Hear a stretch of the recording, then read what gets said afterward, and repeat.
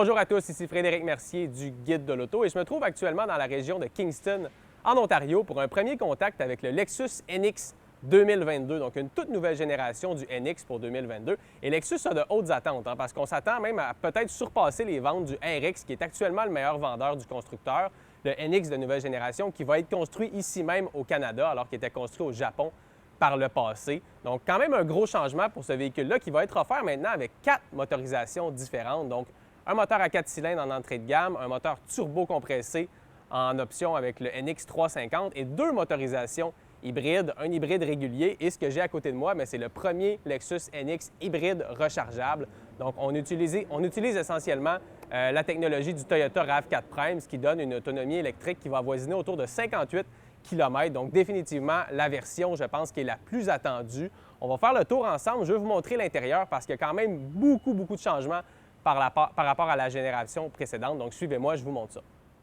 On se retrouve donc à bord du Lexus NX 2022. Puis comme vous le voyez, c'est une énorme évolution par rapport au modèle de la précédente génération. En fait, le système d'infodivertissement, l'écran de l'ancien Lexus NX, c'était probablement sa plus grande faiblesse. Puis là, Lexus corrige le tir, puis pas à peu près. On a droit à un écran qui est optionnel ici, mais quand même un écran de 14 pouces qui est gigantesque.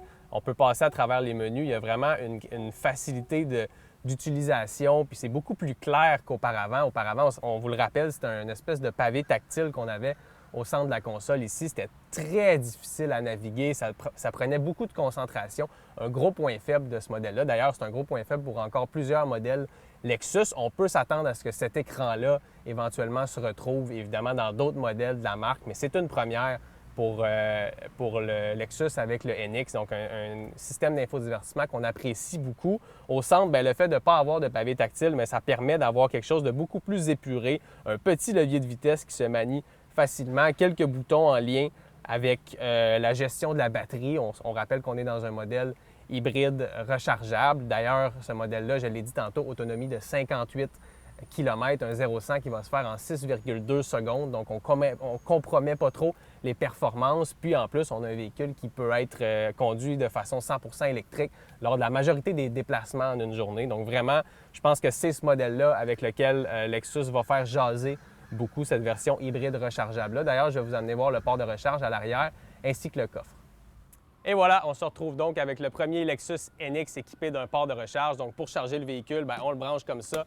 Idéalement sur une borne de 240 volts où le temps de recharge pour une charge complète est d'environ 2h30. Puis après ça, on est prêt à repartir. Certainement un modèle qui va attirer énormément de gens chez les concessionnaires. Il ne faut pas non plus oublier le nouveau moteur turbo compressé de 2,5 litres. Il y a la version hybride régulière aussi qui risque de connaître assez de succès. Il faut savoir que maintenant, c'est 25 des ventes de Lexus qui sont des modèles électrifiés. Reste à savoir le prix du Lexus NX parce que ça n'a pas été annoncé encore. Lexus va s'avancer là-dessus un peu plus tard, ce nouveau modèle-là qui va arriver sur nos routes au début de l'année 2022.